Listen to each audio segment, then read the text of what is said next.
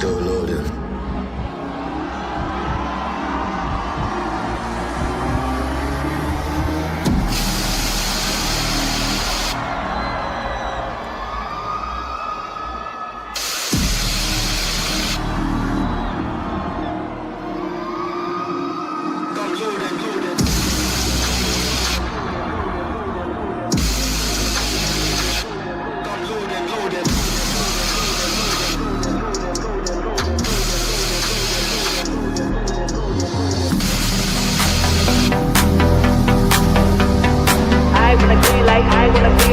I get those goosebumps every time, yeah, 713 through the 281, yeah, I'm riding. Why they on me? I'm flying, sipping low-key. I'm sipping low-key and honest, rider. I get those goosebumps every time. I'm hard to make everything feel fine. Really rock this fun. Yeah, the juices with beer and Premier. Newcastle United. I get those goosebumps every time. I need the high, throw that to the side. I get those goosebumps every time, yeah. When you're not around, throw that to the side. I get those goosebumps every time. Up the mugs. Yes, sir.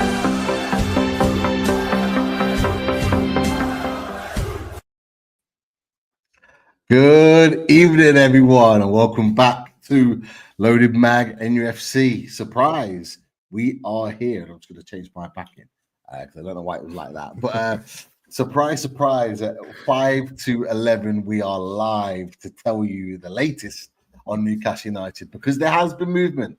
There has been movement in the race for Benjamin Šeško. But Daz, first of all, how are you, mate? How are things? I'm good. Bank holiday here in Ireland today. Storm wasn't that bad.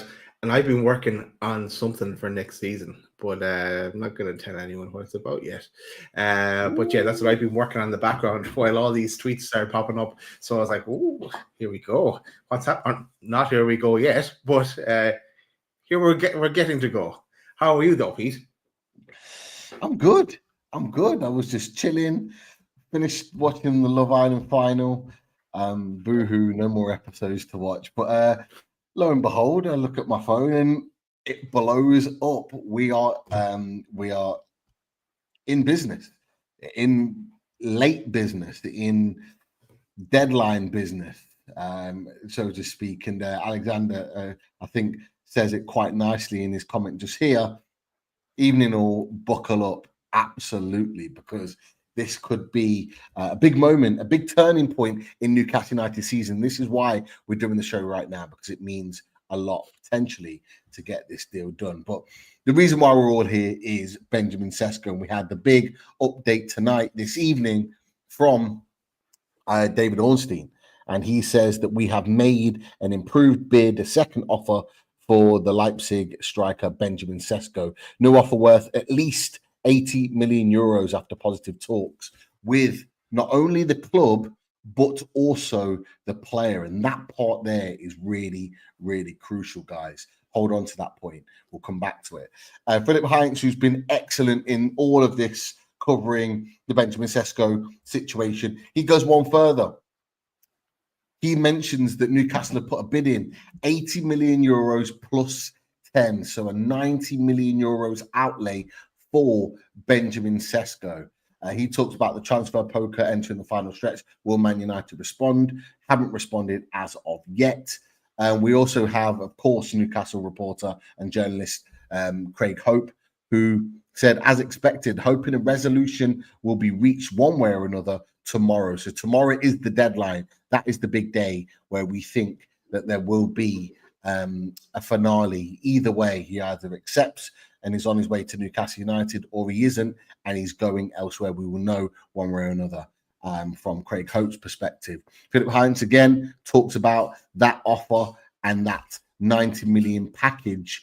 And he refers to it as an exceptional offer, Daz. I'll get your thoughts on that in just a second.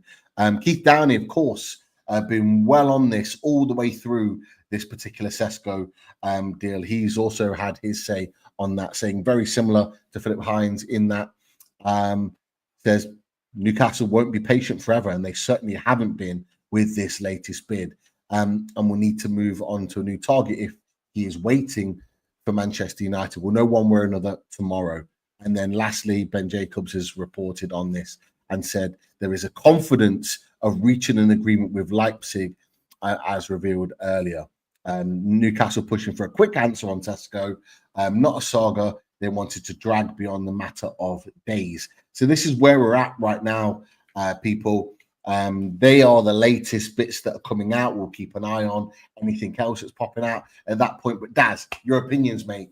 Late night Newcastle United, not the first time they've done it, may not be the last, but what do you make of this second bid for Benjamin Šeško, mate? Very interesting. This will smash our transfer record if it does go through and it is accepted and the player does agree to join Newcastle.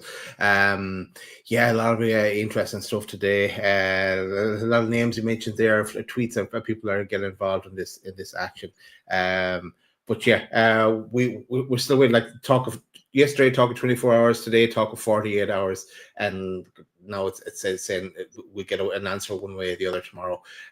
He has to see that we've been pushing the ball out for him, and as things stand, Man United haven't got involved or in making a bid, and even if they do, it looks like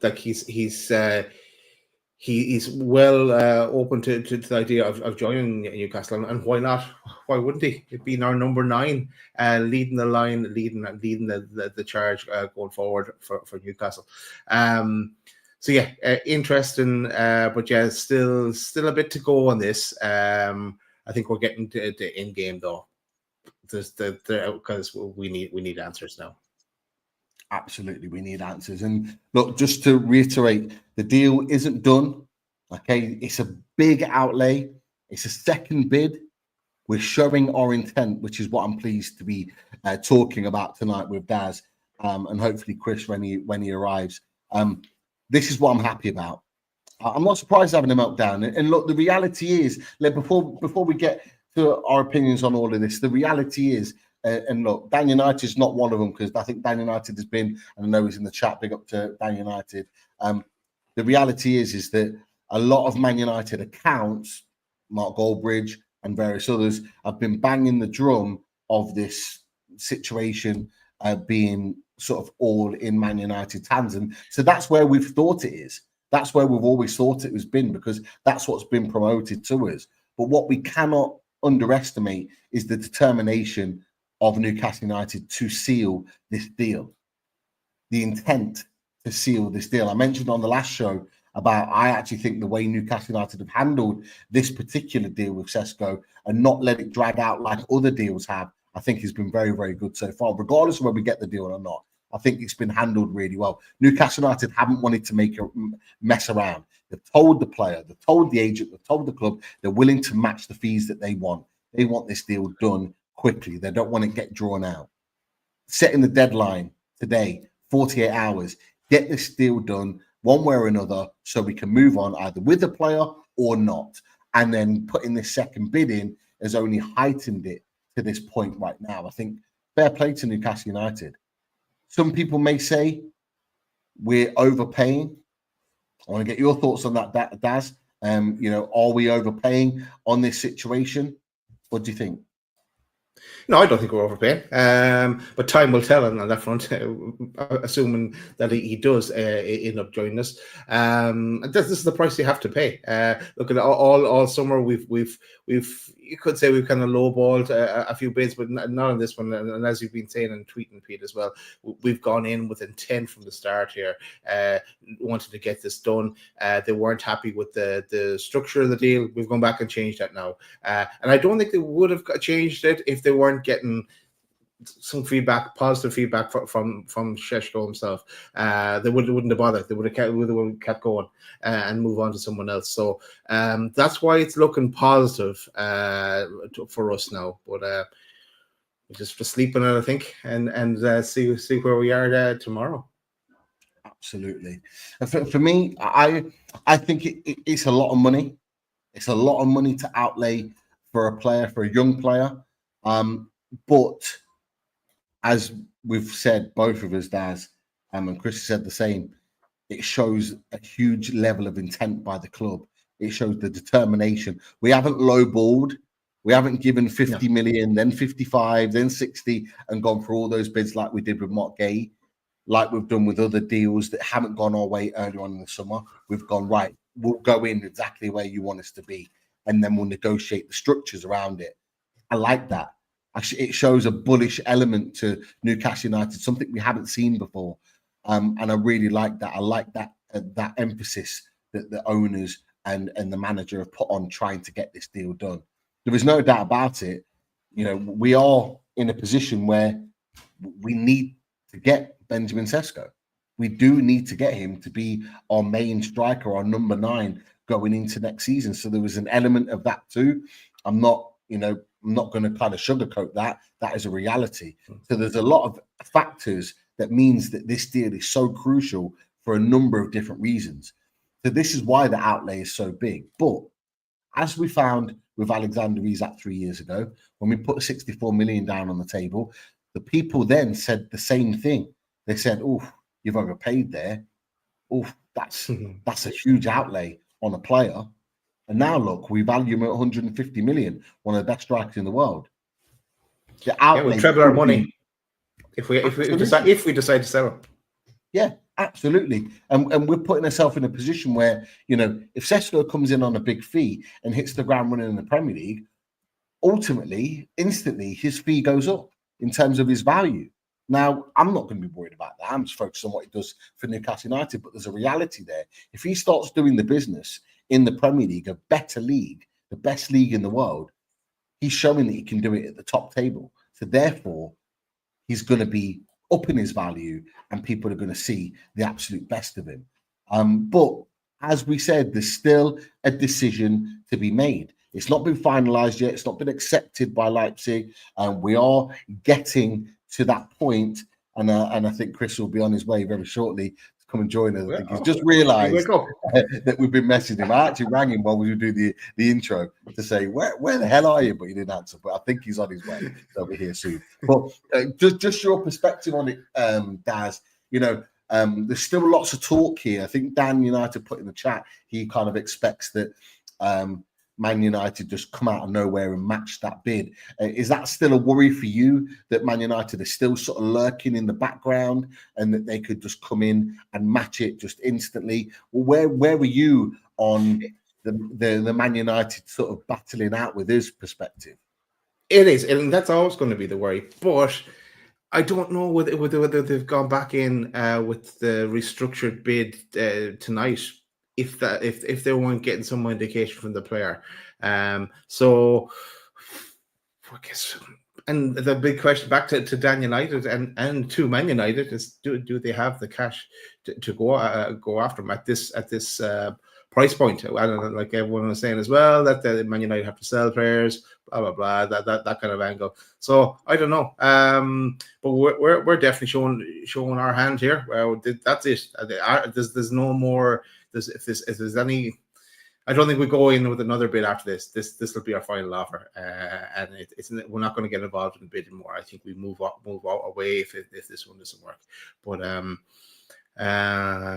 yeah, so that's my thoughts on and like loads of clubs kind of interested in players, but unless you put the bid in, let the money do the talking, as we know, as we call for Liverpool to put the bid in, and the bid at the right price point as well to start negotiations. Absolutely, Daz. I think it's a really sort of valid point in what you're saying, and there's a reason why I asked the question around the sort of like the sort of, you know, the Man United perspective on all of this, because there is an expectation even from now, not just Dan United that's put it in there, but there's lots of other Man United fans that expect Man United to just bid. But Man United have had a week and a half now to bid for Benjamin Šeško, and they haven't. And there's been this emphasis on, you know, we're going to wait to see if Šeško chooses Man United. This is what I don't get about this. Maybe I'm wrong in thinking this. Any Man United fans in the chat, Dan United, if you're still in the chat, let us know on this one. Is that I feel like there's been a few mixed messages on this situation. Because, Daz, you'll know this because you've seen it on socials. We've talked about it. Chris will know this. We've talked about it too. The media have constantly been briefing for the last week and a half that Šeško wants Man United and that he's desperate for Man United. But Man United have been saying they're not going to bid until Šeško says okay to Man United. Now, if he's preferring Man United, surely that's the okay that they wanted. So why haven't they bid? If they're so sure in all of their reporting, you listen to all the reports, whether it's Fab, whether it's David Ornstein, or whoever it is, there's always been a caveat. There's always been Man United first, Newcastle second. They always said that Šeško prefers Man United, even if Newcastle put a bid in or showed more interest. But yet, Man United haven't bid yet. What? I don't get. That doesn't make sense to me. If they're saying it doesn't make sense to me either. If he prefers Man United, surely Man United would just go, well, he prefers us. Let's put a bid in. Let's get this deal wrapped up. It just doesn't quite stick with me. And I've thought about it for a while, but as these last few days have gone on, it's made me think about it more. What do you think, Daz? Yeah, this is the point I was bringing up yesterday, that the only two decisions he has at the moment is if the bid is accepted from Newcastle, like that was the first bid, the second bid now, if this is accepted by from Newcastle, that's one decision, whether he goes to Newcastle or this decision to stay. There is no decision from Man United because they haven't bid. They have to show their hand and bid and match the offer we have now. I think you were saying it in our chat as well, Pete, that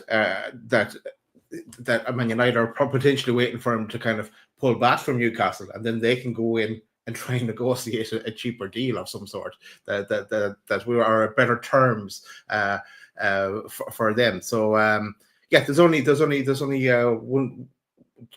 one decision for him to make now. It's stay or Newcastle. There's nothing else as things stand tonight. It might be different in the morning. We don't know. Absolutely. It's not a done deal, but it's certainly, from the noises that are coming out tonight, from those same people that have put Man United first in that conversation, and from those that have kind of had those conversations around, is he choosing Man U? Is he choosing Newcastle? The noises tonight are very much of the conversation that that Benjamin Šeško could well be preferring and choosing a move to Newcastle United. There's the other point here that I think Craig Hope put on earlier on today. I just put it on the screen now. So this was the tweet earlier before Ornstein put his tweet out about the second bid. So Craig Hope reported that Newcastle are tonight pushing hard to agree a deal with RB Leipzig for Benjamin Šeško after encouragement today that he wants to join.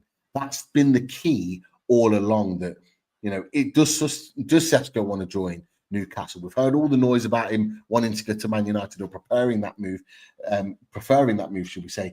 Well, tonight, what we're hearing from multiple people is that actually he is keen on joining Newcastle United. So it makes you think, is it just the media narrative that's been put out there for the last week and a half? Or, is it genuine that he wants to go to Man United and he's waiting? For me, right now, I'm saying it was the media narrative, because the Newcastle side of things have always said they're hearing from sources that he prefers Man United, but it was never, ever confirmed that was the case. Sorry. Welcome, Chris. As I know you want to say Chris. But like, if you think about it, like there's people that have met a summer, living this summer off Newcastle in terms of the Isak stories, the Šeško stories, and all the different bids that bringing us so far and not getting over the line. I'm just looking at a tweet from Liam Kennedy. He says that the visions of the Newcastle project are taking a battering this summer. Isak and rejections and so on and so on. So getting this Šeško over the line would just like it brings the project. It gives the project at least a life again, and it's just we need that one player to say yes, and we can kick on again. That the vision is still alive, and can take it from there. Then, Chris, let's get your thoughts on everything that's happened with the second bit, and thanks for joining us. And mate. I apologise. I was active in the chat. I saw the news. It was great, and then I went back and I was like, oh, the boys are going live. I literally I've been watching telly with the missus. Didn't even know we were going live, but great idea. Yeah, I'm excited about it. I'll be honest. And you know what, boys? It's funny because I was having a conversation with my dad earlier this evening, and we were talking obviously about Isaac. What else would we be talking about? And I was saying to him, do you know what? Very, very quickly, and Daz, I think it was you that just said it, about the narrative turning. The narrative turns if we sign Benjamin Šeško. Really, really believe that. And, I already believe that Newcastle are in a position of power when it comes to Alexander Isak, but I think we become in an even stronger position of power if we were to attract Benjamin Šeško to the club. And very, very quickly, boys, because I don't want to go too much into Alexander Isak here, but we were discussing about the possibility of, the sale of Alexander Isak if we were to bring in a top level replacement, which is what Benjamin Šeško would be. And boys, in many ways, it would be an exciting period for Newcastle United if we were to pull this deal off, because, I was roughly working out. Did Alexander Isak sign a 6-year deal with Newcastle United? Am I right in saying that? Yeah, and he's seen 3 of those years through, so he's got 3 years left.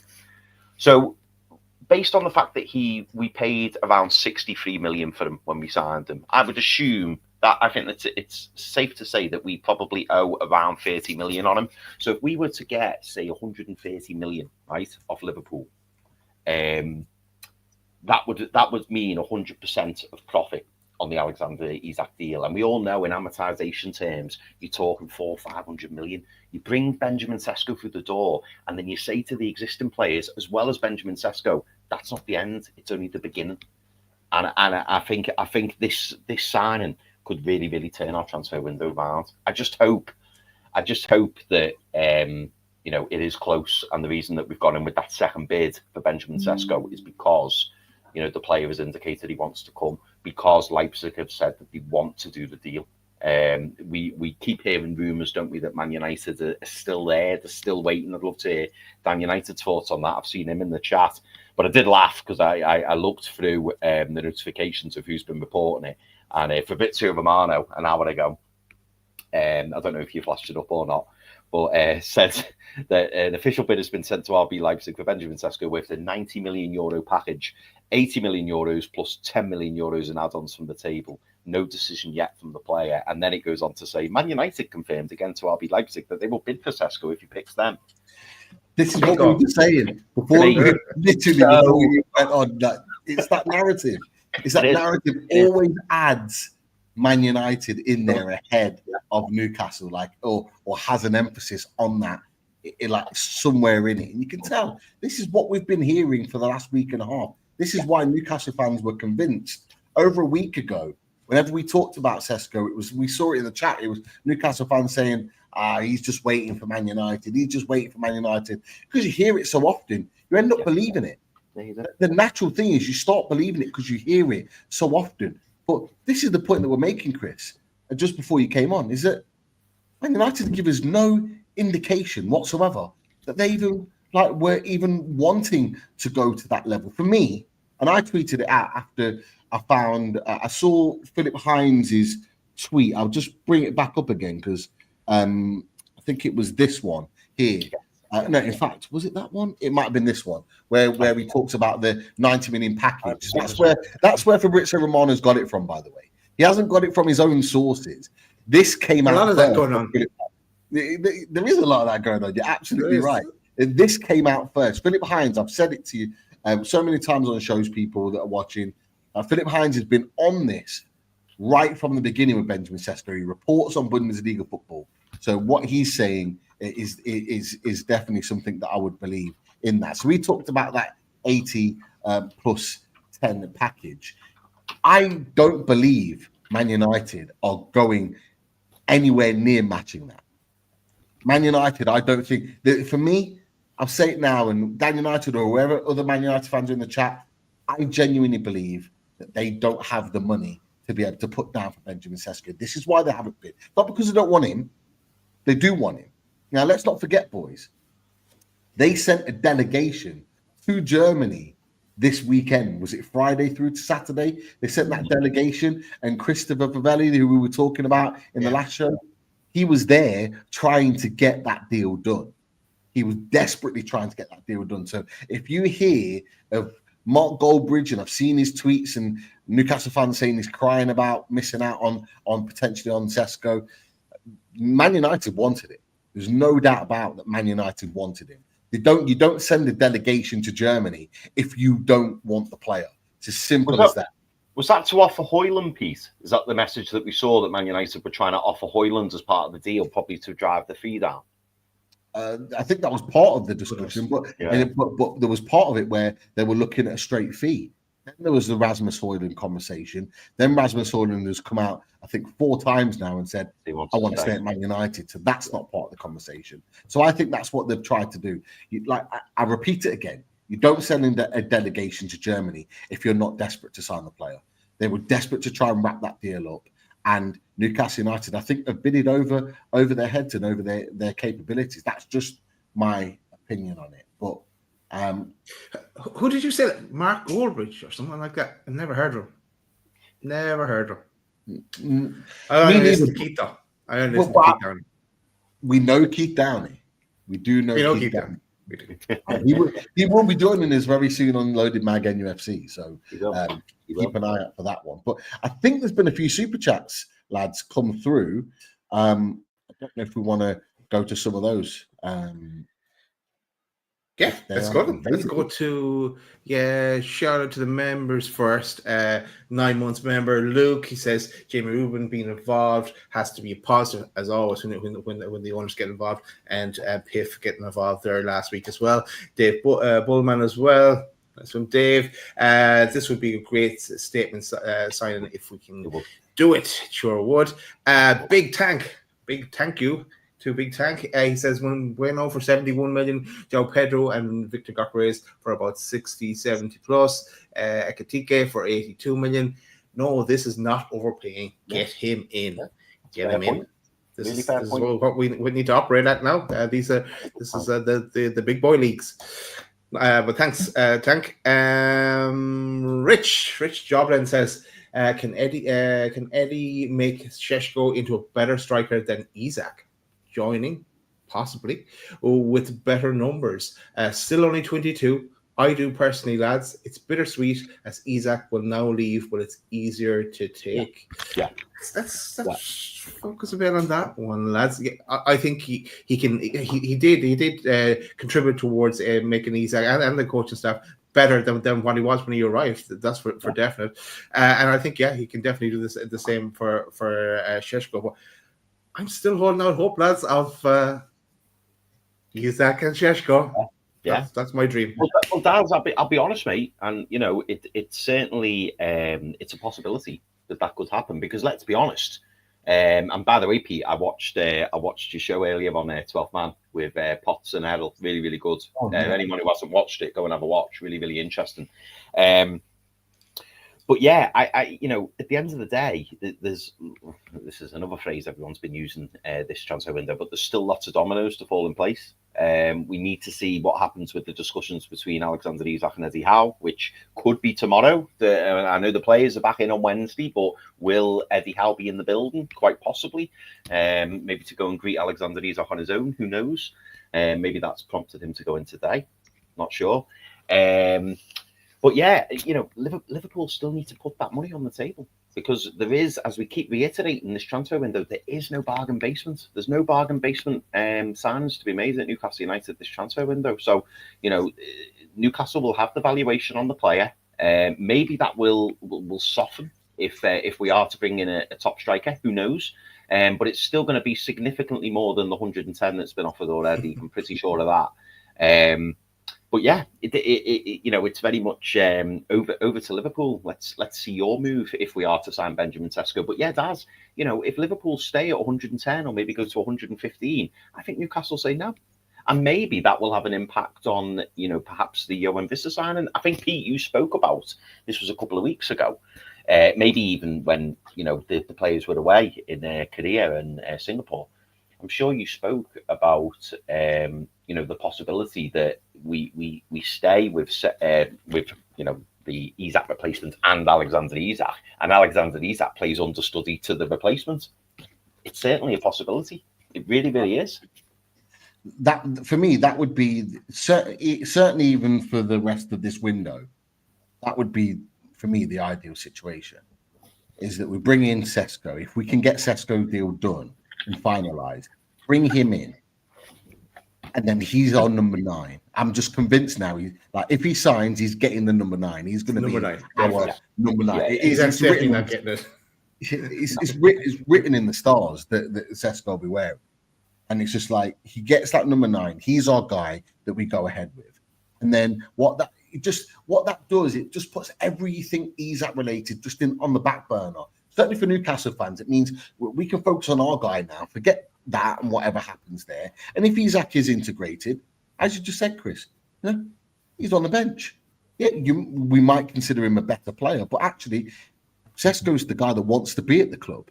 Isak doesn't deserve to just walk back in the team and start. He rides bench. And then it's up to Liverpool. It puts us in a strong position because we pay the money for Šeško. It's a lot of money, but we've got our guy. We then go ahead and press ahead with our season.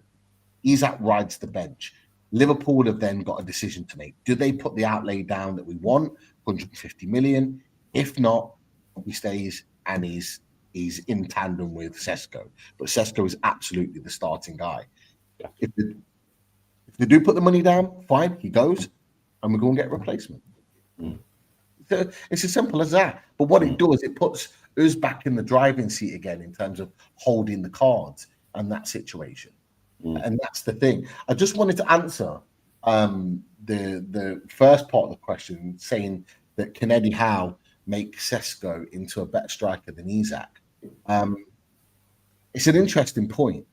But what I will say is that Šeško's already at a higher ranking starting point than what Isak was when he came in. And this is a WhatsApp message that I put on the Mags Down South chat earlier on today. So I'll just put it on the screen for you.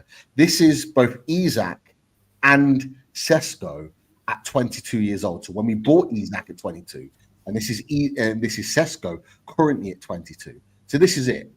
Okay. Isak at 22 came to us with only 8 goal contributions that season. Šeško could potentially be coming to us with 27 goal contributions, plus Champions League goals as well. So in terms of his development, Šeško is actually coming in as a higher ranking striker in European football than Alexander Isak is or was at that stage. Now, Alexander Isak is better now, 3-4 years on. It's tasty. It's tasty. But that's the reality. At the same age, they would be signed at the same age. If we can get this deal done, I have to keep reminding that because it's not done yet. But Šeško and Isak are at the same age of when they were signed for Newcastle United. But the reality is that Benjamin Šeško is producing better football. And now some people might say, "Oh, but La Liga is a better league than Bundesliga." Well, it isn't. Not right now. The Bundesliga is a competitive league. I would put them very much on a par in terms of the quality of the league and the competitiveness. But Šeško's produced 27 goal contributions. That's a big outlay.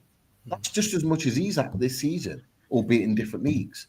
So I'm saying that people are looking at Šeško as a downgrade. He might well be in terms of where Isak is now. But Šeško can actually get to that level with Eddie Howe working with him. Because you've seen what Isak with Eddie Howe. Sorry, Daz. No, you're buying potential as a high level potential. But what age was he again, Pete? 22. He's a great age. He is a great age. I knew he was coming with it. I knew he was coming with it.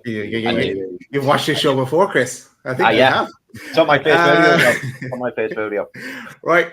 Next question. Nobby Clark goes, "Hello, lads. I've been in for 9 nights at holiday, away for 9 nights. He's been away for a few weeks, and I hope he got some sun, Nobby. Missed a lot, understatement. Or did you miss anything? If we get Šeško, what type of player profile are we getting? What do you think, lads? From what I can tell you, he's he's not the same striker makeup as Alexander Isak. That's what all Newcastle United fans that haven't watched him play, you need to understand that straight away.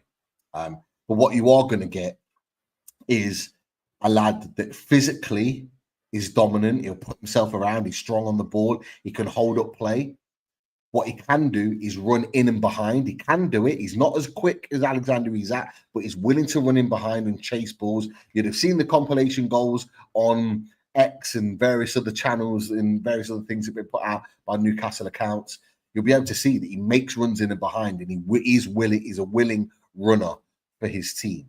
What you're going to get all action in the box. What you're going to get is a player that likes to be served, that likes to be in and around the box to put the ball in the net. What we are absolutely going to get is more of an aerial threat than Alexander Isak gives you. He's a big, taller, better striker, physically in the air. He wins a lot of headers. He scores a lot of headers. Like, he's a player that can give us a new dimension in the way that we play.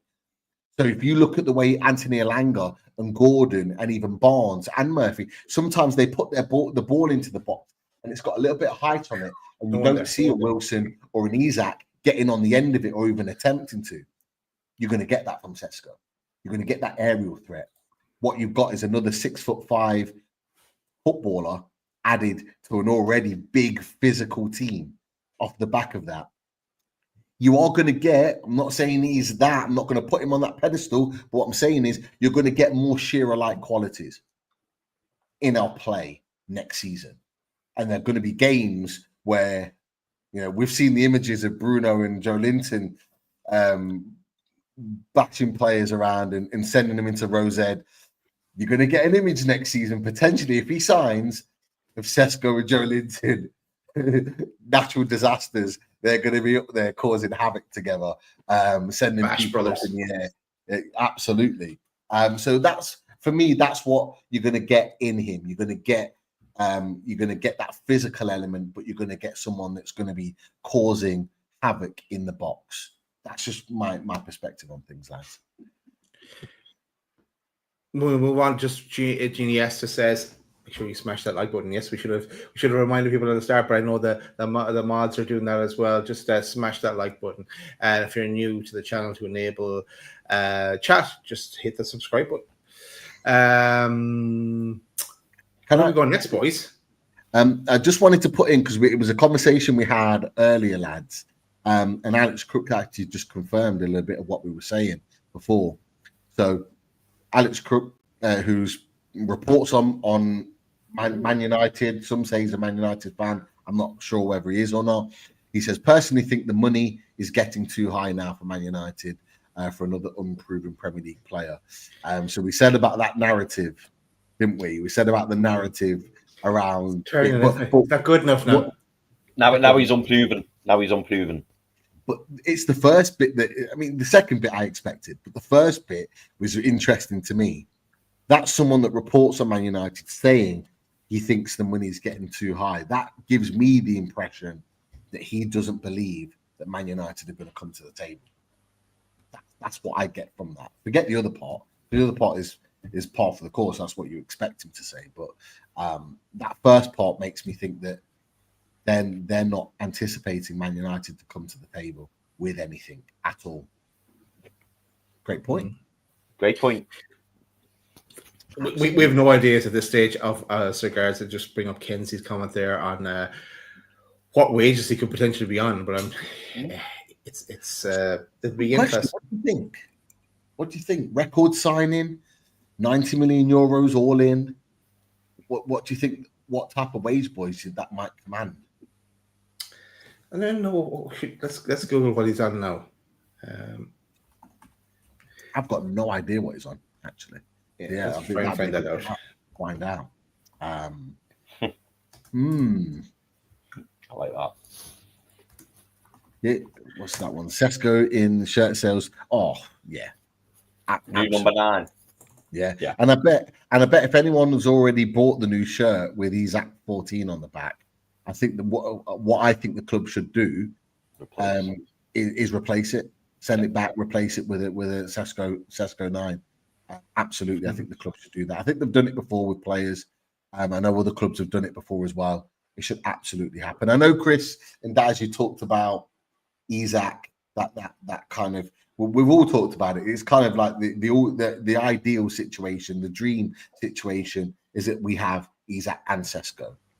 I do think, though, realistically, that this does mean that we see movement on Isaac to Liverpool. I do believe that that's the case.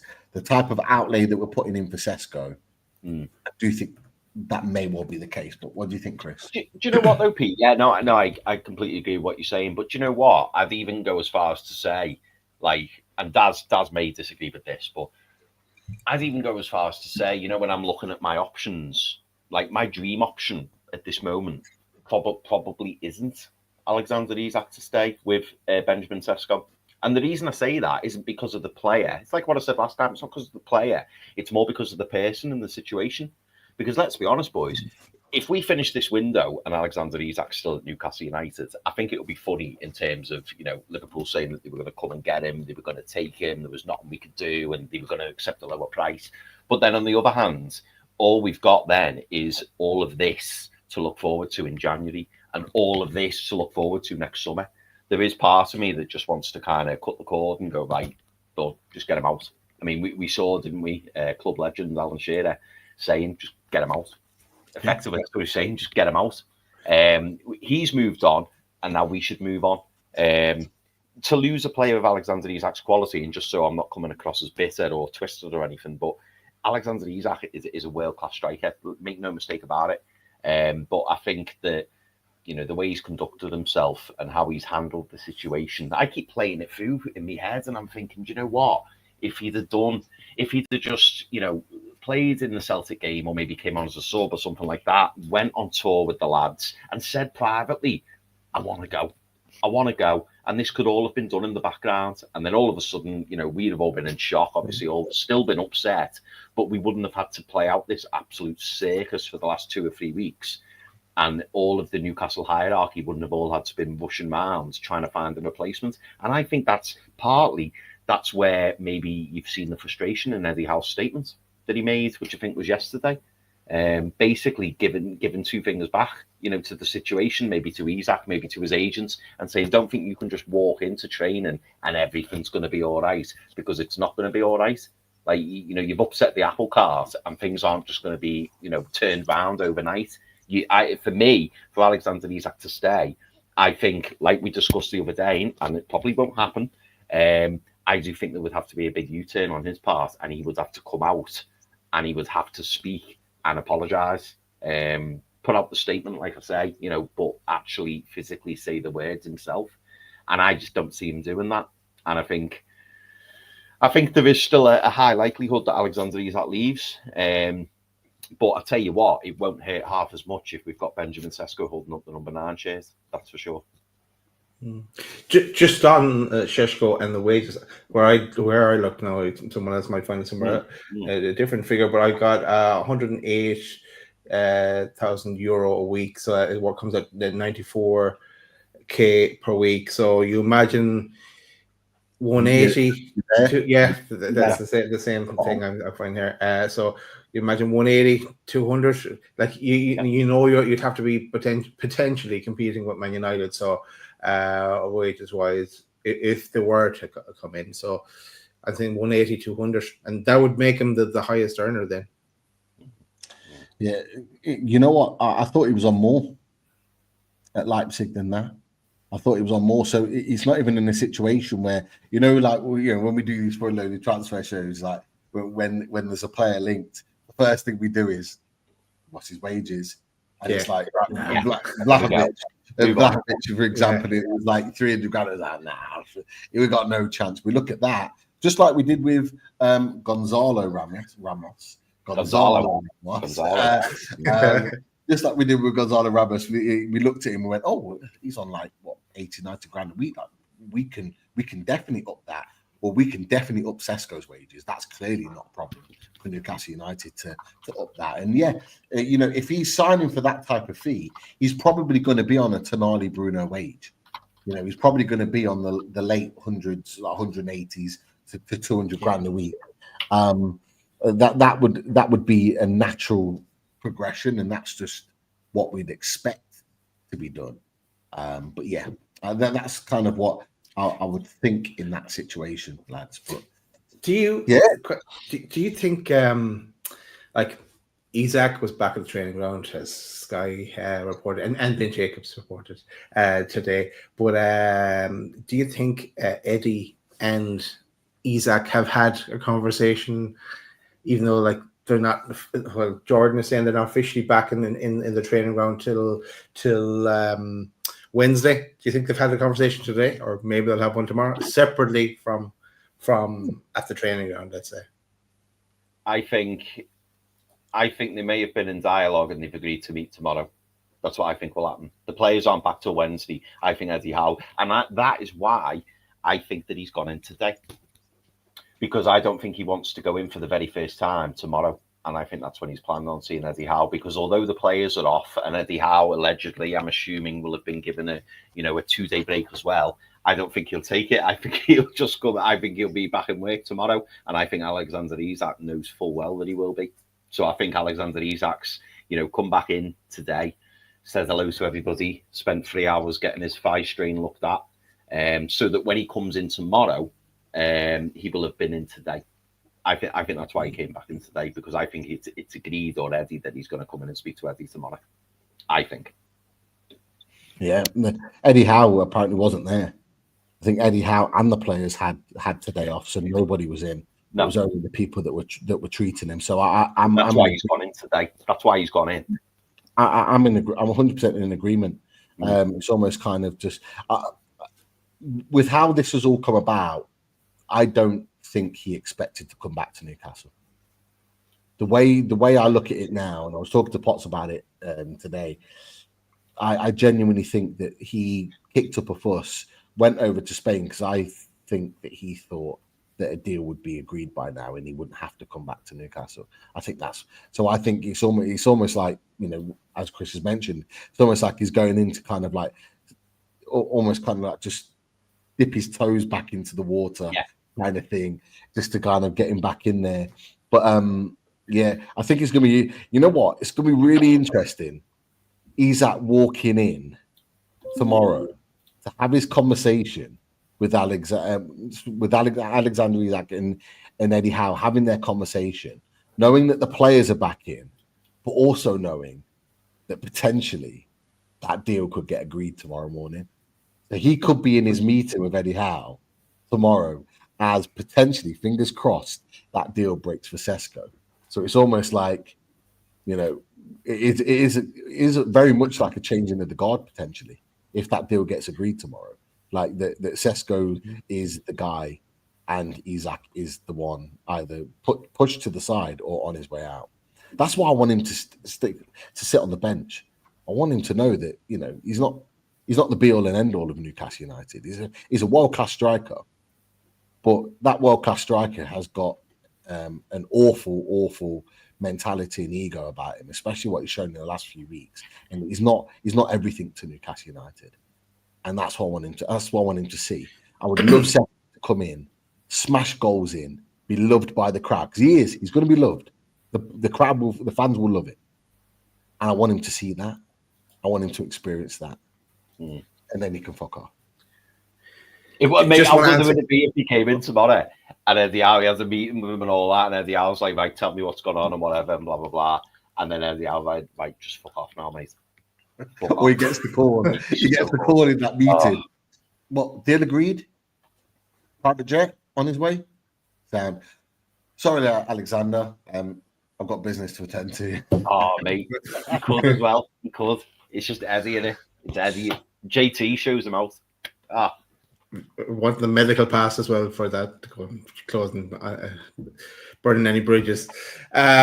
Just a shout out to Kieran. People have been asking the question about the intro. Don't worry, The intro will get changed, but a lot of things have to happen there yet. And also, I need new footage before I can go working on that. But yeah, in time, it'll get changed. Don't worry. If it needs, it'll get changed anyway. Always do. Boys, Chris, I know you wanted to talk on Mark Gay because there was rumblings of Mark Gay saga reoccurring again. Yeah. Go on, what, You know what? The only reason I wanted to just very briefly discuss it, and a few people in the chat have mentioned it as well, it's just the fact that it's just given the people who've mentioned Mark Gahey today, the likes of Paul Joyce, who we don't always hear all that often about. So I thought that was interesting. And I'm trying to think who the other person was. I don't think it was Mark Douglas. Martin Hardy at the time. Martin Hardy, yeah. And I just thought, oh, that's quite interesting. Yeah, Rich says it there, backing for Gay allegedly. I mean, we're back to rewinding 12 months ago because it's like, yeah, Palace want 40, Palace want 50, and Newcastle are going to offer 40. So it kind of feels like it's a bit of a stalemate again, potentially. But what were your boys' thoughts on that? I mean, we've heard, haven't we, in the recent weeks that, you know, apparently the Gay deal went quiet because allegedly he said that he definitely wants Liverpool. He's 110% moving to Liverpool. But if Newcastle are resurrecting their interest in Gay, is that because maybe, you know, they've been back in touch with Palace or back in touch with Gay himself and said, listen, you know, would you still be up for doing a move? And maybe Gay's been frustrated that Liverpool haven't come in for him, or Liverpool have indicated they're not going to come in for him. What are your boys' thoughts? It's an interesting one. Go on, Dad. Go ahead, Pete. No, go on. No, I was going to say it's an interesting one because we haven't really heard too much this summer about Mark Gay. He's been tentatively kind of linked. I know Luke Edwards right at the beginning of the summer thought that we were going to go back in for him. Then we just didn't hear anything. So it's been really, really quiet with Mark Gay. So it surprises me that they've come in. And then thinking about it today, just as you boys would have done as well, I'm thinking to myself, have they done this on purpose? Was Mark Gay ever going to leave in May, June, or July? Probably not. But what we do know with Mark Gay is that Palace do want to sell. They do want to move him on because they don't want to lose him for nothing. Exactly, Chris. It's all about the money. And so he will leave, but if he's going to leave, it's probably later on in the window. So you're thinking to yourself, why would Newcastle or Liverpool or anybody wait till later on in the window? Because Palace are going to get nervous. And when they get nervous, they're probably going to take a lesser fee. So as it stands at the moment, and I had it, but I didn't put it on because I genuinely didn't think we'd talk about it tonight. But I'm glad that you brought it up, Chris. So Martin Hardy did say that we have revived our interest. What he does say in the piece is that Newcastle and Liverpool to an extent is that they don't want to pay the 50 million, which is what Palace want for him at this moment in time. So do they wait another couple of weeks until the window's about to close and then go in with a 40 million and say, here's your 40 million, take it or leave it? Because let's be honest, Mark Gay was the one that we wanted last season. We wanted him last summer. So are we going to revisit that to go, right, here's your 40 million, take it or leave it, and do the Palace panic and just take the money in the end? That's maybe what they're waiting for. But I'll be honest with you, up until that link today, Chris, I didn't expect Newcastle to be back in for Gay. It surprised me a lot because of who we've been linked with. But that's it's almost like we're coming into some money, Pete. Yeah, that's. You know, I didn't know how to answer your question, Chris, because I just like so many other good defenders we've been linked with. Scalvini, Van Heck as well. Someone had mentioned, and there's the three there are the two that Keith Downey mentioned previously, and the other one, Malik Chow as well, that we've been talking about as well. Potentially coming back on the radar again. Yeah, I kind of remembered. Oh, I have a signing poster done for him, so I moved that down so I could find it easily if I needed to. But I don't know. It's been round that, like a lot of people are saying in the chat, been around the house a few times now at Mark. Only if it's quick and simple and for the price we want. Otherwise, I'm sick of it. That's that whole saga. Yeah. No. I just thought it was interesting with the two names, because they're not two names who we predominantly associate with Newcastle, and I just thought, oh, that's interesting. Paul Joyce is saying it, and also Martin Hardy's saying it, and I just thought, they're not two. I mean, Martin Hardy is obviously, but they're not two names that you automatically link. You normally, you think of your Keith Downeys, your Pete Daves, your Liam Kennedys, Jordan Cronins, etc., Dom Scare. But when I saw those two names, I was like, oh, that's interesting. And one last thing I wanted to say, boys, but I know we're probably going to wrap up very quickly. This boys, this just gave me a little warm, fuzzy feeling in my belly, and I don't know if you boys felt the same. But I saw this article earlier today, and it was Eddie Howe telling the Chronicle Live, we want 6, and he's referring to the central midfielders. We want 6, and we're now down to 4. So that is an issue for us, and it is a position that we're looking at. We don't think Joe Willock's injury is serious. I gave it prognosis 4 to 6 weeks. That could be less, but I think it's an area we are looking at. Thank God for that, because we heard, didn't we? You boys will remember, I'm sure it was Craig Hope who said it, that Newcastle weren't looking at central midfielders, and it was just like, oh my God, that quote just made me feel far better. I don't know about you boys, but Craig Hope's most latest video, he changes. Oh, he changed? Right, yeah, okay. He said after speaking, because apparently he's been allowed access to training, and he's been chatting to Eddie Howe, and Eddie Howe is basically, he said in his video that it's now confirmed that Newcastle are looking at midfielders. So all it does is just back up what you said, Chris. So it just backs it up that we are looking for midfielders, which is exactly what we need to do. I was looking at the we want 6. I was thinking, well, we want 6 signings. We want 6. We want 6. So we fingers crossed get Šeško. We're at 3. Okay, we need another 3 more, potentially 4 if we then sell Alexander Isak. We're going to need to recruit that. So we could have 7 by the end of this window. But look, regardless of what we think, lads, about this window so far, Newcastle United said it to you the other day. We will be active right to the deadline day. We will be active right at the end. We are going to be very, very active for this last 4 weeks. I'm convinced of it. I know we're wrapping up, but 3 things to mention. Jack Rodini, the Coventry lad, mentioned in Mark Douglas's article today, again being mentioned for Newcastle. Bobby Clark as well, being talked about potentially being offered to Newcastle. And Pete, I know this is a tough one to take for you, but Martin Dubravka potentially going to Burnley. How are you taking that news? Cheers, lads. Cheers. What a great day. Pete, I'll be honest though, Pete, that deal annoyed me when I saw it, because my first thought was, why didn't we fucking do this at the start of the transfer window and go to Burnley? We'll have James Trafford and you can have Martin Dubravka. And Ederson wasn't leaving Man City at that point, so Man City probably would have gone, go for it, have him. But because we've waited and we've dilly-dallied, and now Burnley have sold James Trafford to Man City, and they're like, oh, can we have your goalkeeper? I feel like going, no, you can't. Yeah. But that would be cutting our nose off to spite our face. So no. I think if we get a permanent deal, it would be worthwhile. A few quid in the coffers as well. All goes towards PSR, boys. I thought he'd be going to Saudi. I thought he'd be going to Saudi for the money, but I think the Burnley situation actually benefits us, because I think we'll probably end up getting more. It's rumored to be like 2 or 3 million we're potentially getting for that, which is 2 or 3 million more than I thought we'd ever get for him at this stage. So I'll take that all day long. He'll do well. He'll do well at Burnley as well. Yeah, he will. He's an experienced Premier League goalkeeper, isn't he? I mean, I know he's got his frailties, and we've discussed that many a time on this show. But he's for 2 million quid for Burnley. He'll do a job. He will. I know we're wrapping up. I have to say, with all this Šeško, it's nearly tomorrow.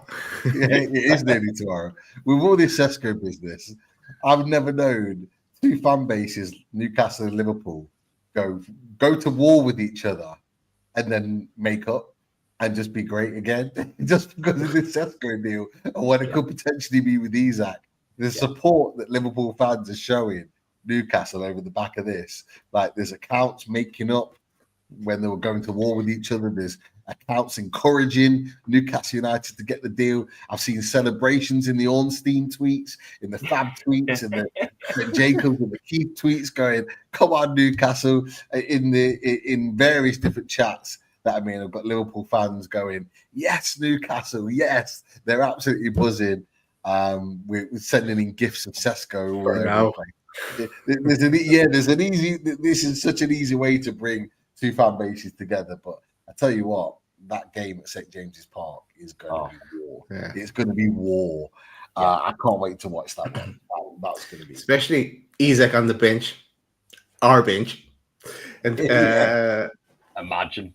Would you do that though? Like, I know we're wrapping, but would you wait to sell him until after that game? Oh yeah, definitely. Saying that, even if he gets sold, I reckon there'll be a clause saying he's not playing in that game. Yeah, you can't play him. There'll be war. Yeah, absolutely. Yeah. Absolutely. Yeah, it's funny. It's funny this Newcastle Liverpool loving now, because I think as well it's got added spice because it's Man United. So I think the Liverpool fans will love it even more if it just means that Man United don't end up getting Šeško, who they allegedly want. So that's what makes it even better. But I did remind some Liverpool fans when I saw the tweet earlier on tonight, and they were saying yes, get Šeško, and I was like, don't forget, you need to pay the money. You need to pay the money. Yeah.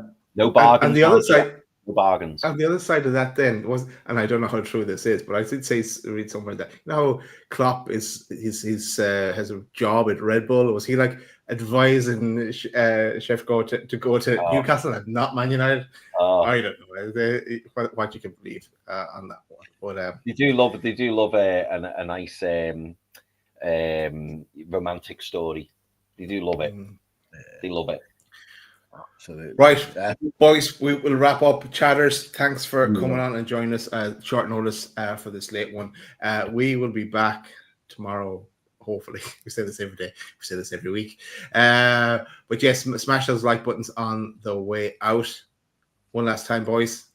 Gimme some discounted radiators. Good night, everyone.